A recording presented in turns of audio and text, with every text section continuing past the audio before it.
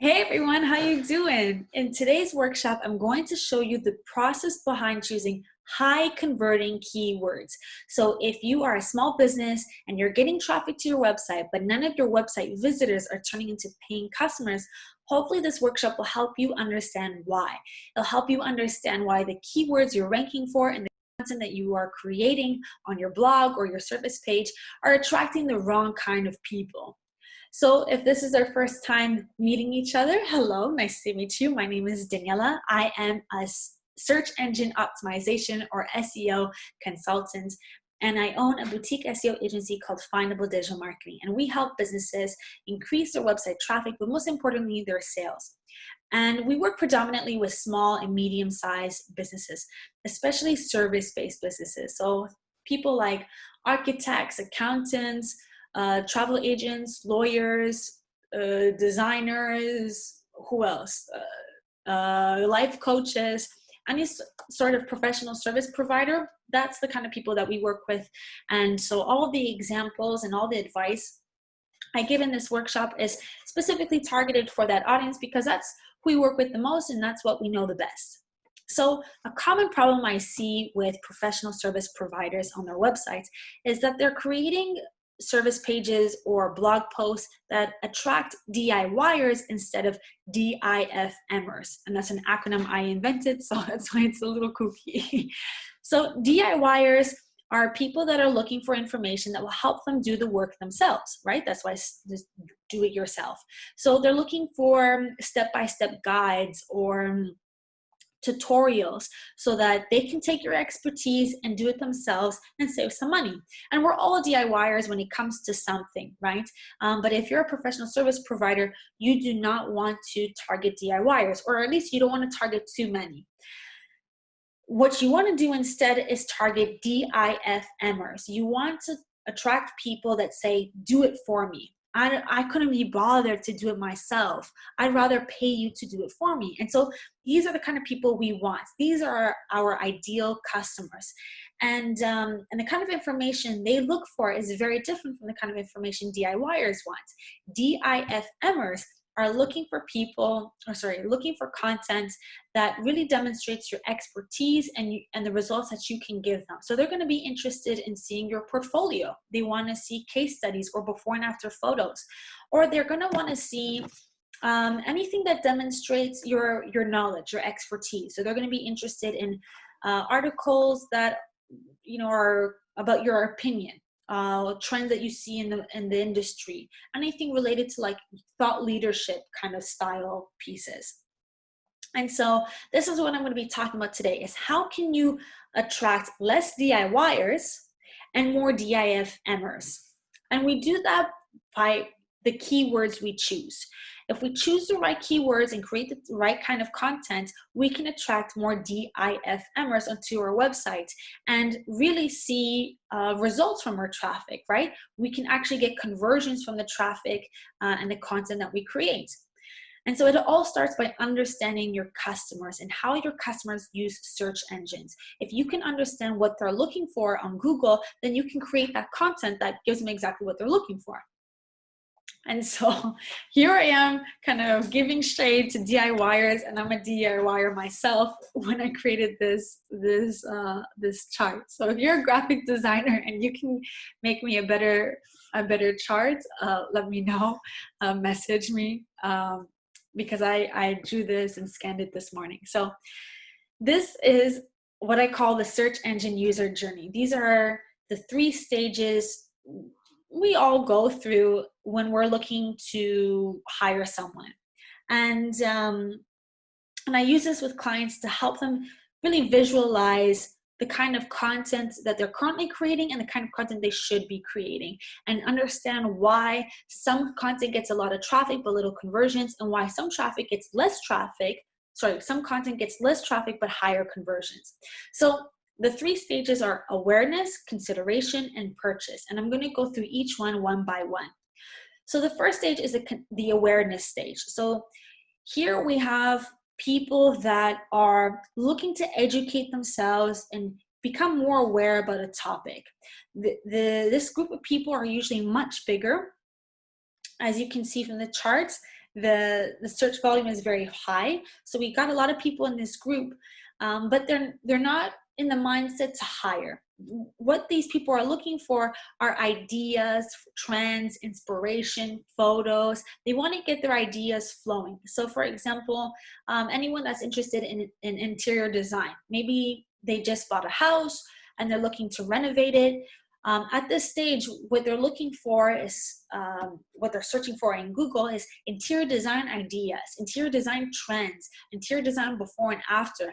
They want to get inspiration and some ideas, or even tutorials. Like they might even search how to do my own interior design, how to design my own apartment, how step-by-step interior design guide. What they're looking for is tips so that they can do the work themselves. This is what I see a lot of service providers do. They create a lot of content for this, for people in this stage, and they get a lot of traffic, but then they complain that they don't get the conversions that they're looking for. This is why, right? Because the people in this stage don't have the intention of hiring you. Let's move on to the second stage. So the second stage is a consideration stage. So we have fewer people now, right? But it's getting more targeted, and these kind of people are getting closer to the kind of customers that you want to get in front of. So the consideration stages are people that say, okay, I did all my research, I looked at all those pretty photos and inspiration, I read all the tutorials and the how-to guides, but you know what? This is way too much work for me. I do not want to do this. I'm thinking about hiring someone to do it for me. So they're considering hiring a professional, and the keywords that they search for on Google reflects that. So they're going to look for things like interior designer cost, interior designer versus decorator. What exactly does an interior designer do? How should I hire one? What kind of questions should I ask them? And is it even worth it? So these are the kind of questions that they're asking themselves. They're not ready to purchase yet, but if you can create content for these kind of people and get in front of them, then you know you're kind of in their mind before they make a decision, right? So that when they make a decision, they're already thinking of you. And this is really the kind of content you should be creating. This is the kind of content that's going to get you not as much traffic, but higher conversions. So if you're not doing this already, I highly recommend you start doing it. Then lastly, we have the purchase stage. So these are people, they have gone through the awareness stage, they've gone through the consideration phase. They've said, you know what, I'm going to do this. I've got the money. I've done all the research. I have a pretty good idea of what I want. I'm going to hire a professional to do the work for me. And so this is when they're going to search keywords like interior designer Toronto, or best interior designer, or interior designer near me. And what you'll notice is that when you search for these kind of keywords, you're going to see a lot more ads. Why? Because these are the people that are ready to hire. They are high converting people. They've got their money in their hand. It's just a matter of choosing the right people they want to work with. And so these are the kind of people that are going to create a list of 2 to 3 companies that come up on Google, and they're going to call them up and say, hey, I saw you on Google. I see that you're an interior designer in Toronto. Like, let's meet up. Come to my house, or what are your prices? Give me a quote. I'm interested in hiring you. So they're ready to hire. You want these people. But the thing is that it's a very, very small group of people. The traffic is not very high, but it's very competitive. Everybody wants to get in front of these people, right? So what I want you to do is to think about the kind of content you currently have on your website, and ask yourself, are you targeting people at a specific stage, or all 2 stages, or all 3 stages? And if most of your content is targeting people in the awareness stage, you've got a problem. You've either got to equally distribute your content to target all 3 or the last 2 to get conversions. So here are some things I want you to keep in mind. One is that this graph is linear and it looks straightforward, but in reality, it's not always linear. Not every customer goes through every stage so seamlessly. the reality is that most people, they might skip straight to the purchase stage or straight to the consideration stage. They might not even go through the awareness stage. Or we might hop from one stage to another. Or maybe we take 2 months in the awareness stage and then 1 hour in the consideration, in the purchase stage. So it's not always so straightforward and linear, but it's just a way to help you visualize and understand kind of the typical stages people go through, so that you can see where your content fits in and really figure out your content marketing strategy. Another thing I want you to keep in mind is that I want you to pay attention to the quality of the keywords. So you may find that, okay, let's say you do keyword research, or you hire someone like me to do the keyword research for you, and you'll see that, okay, the keywords cost of interior designer doesn't get a lot of searches. Should I really target it? Yes, absolutely. Because what we want to pay attention to is the quality of the people that are searching that keyword, not the amount. Because at the end of the day, the end goal is not traffic. Traffic is just a means to an end. What you really want are sales. So even if a specific keyword or a page only gets 100, 200 visits a month, if 1 or 2 people from that 100 or 200 turn into customers, that's fantastic. Because as service-based businesses, we're not selling $30 services. Most of us are selling services that start at $1,000 and upwards. And so one client is significant for us. So pay attention to the quality of the traffic and the keywords, not the quantity. Another thing I want you to keep in mind is I want you to do your own market research. So I want you to take that graph that I illustrated and figure out what that looks like for your customers, because you might see some differences. You might see that it's not so, it doesn't look the same for you, that the keywords that work for an interior designer don't work for your company. And here's an example of this. So up to now, I've been giving examples of an interior designer, right? So if someone searches small apartment design ideas, this fits the awareness stage. And as an interior designer, this is not a very strategic content piece for you, or a strategic keyword. If you want to create content that targets this keyword, great.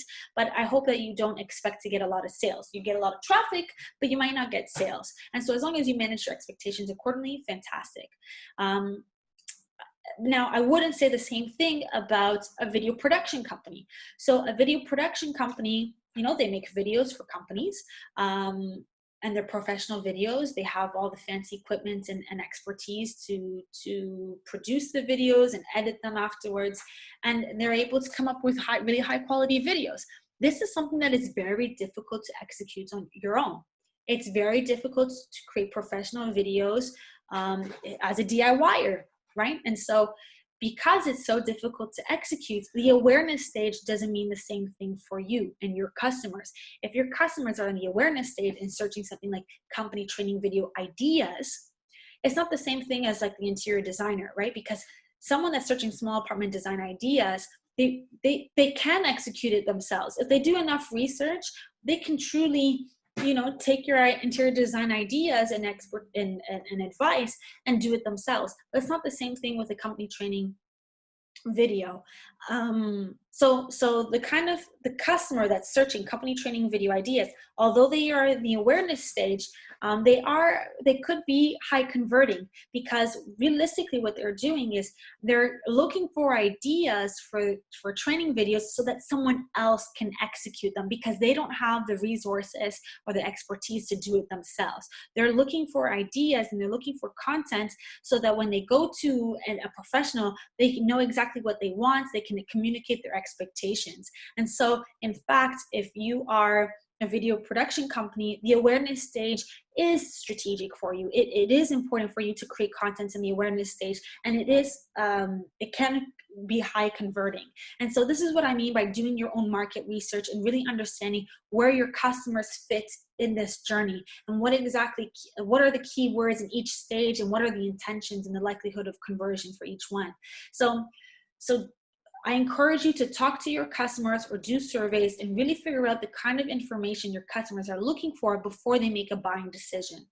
And the last thing I want to mention is that up to now I said it's best use of your resources to to create content for people that are in the consideration and purchase stage, right? These are the stages that have the highest probability of converting website visitors to customers. But if you have the capacity, if you have the resources, I definitely encourage you to be present in every stage of the journey. It is definitely ideal. If you can target people from the moments they come up with the idea of interior design all the way to the moment that they purchase it, that is fantastic. But realistically, it's not always viable. Not all of us have a content marketing team. We don't have a full-time writer that can constantly pump out content for us. And so that's why I say focus on the tail, the last two stages, because that's the kind of content that's going to really move the needle for you. But I don't want to disregard the awareness stage. If you have content that's targeting people in the awareness stage, by no means delete it. Keep it. Try to find a way to capture those people or encourage those people to like move them down the funnel, move them down the journey. Try to get people that are looking at the content regarding your awareness, to look at maybe your content about that relates to the consideration and purchase stage. I hope that was clear. So I want to show you a quick example before I wrap up the workshop. So this is an example of our own blog post. So we launched the website 2 months ago. So the numbers are not very impressive. Well, I think they are actually. For a website of so small, I'm the only one writing content, and it's so new. We get about 1,000 visits a month, so it's not bad. But it's nothing crazy. But what I really want to show you are the results that we've gotten from some of our blog posts. So our blog posts about SEO tips for food blogs get about 400 visitors, and we've received 30 email subscribers, but not a single customer. Maybe if I were to come up with like an ebook or a course, this would be a great demographic, right? People that are looking for tips and information to implement themselves, DIYers, but I don't have that. I provide done for you services. So this is great for traffic, but it's not going to get me any business. The second blog post, I think I put this out 2 weeks ago, is about the cost of SEO in Canada. So I spoke to 52 SEO agencies here in Canada. I asked them about their prices, and then I created a blog post explaining what those typical prices are. So this is not, it's optimized for search engine, but it's too fresh. And I don't know, I think Google has indexed it, but it's definitely not on the first page, the second or the third page of Google. And it's going to take it some time. But it's already gotten 45 visitors from social media and in our email newsletter, and 1 customer. So this really goes to show like this concept doesn't just apply to SEO. Even if you're promoting your content on social media or email newsletters, this process will really help you figure out the kind of content you should be creating, regardless of where you promote it. So yeah, that's it. I hope this was helpful to you. Let me know in the comments if you enjoyed this or if you have any questions. And of course, you can reach out to me. You can DM me or email me, and I would be happy to help you out however I can.